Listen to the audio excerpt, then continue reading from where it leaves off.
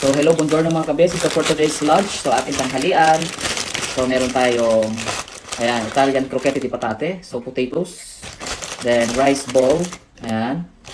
And then tuna and olive balls. Ayan.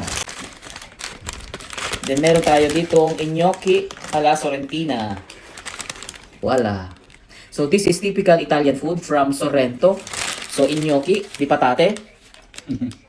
Potatoes with tomato sauce and basil and parmesan cheese. So kain na po tayo. Buon appetito. Ito. First try muna natin tong ating croquette di olive e tono.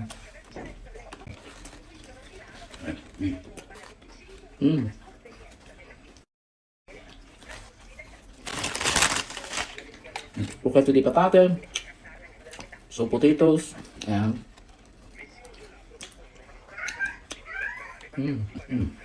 Voglio.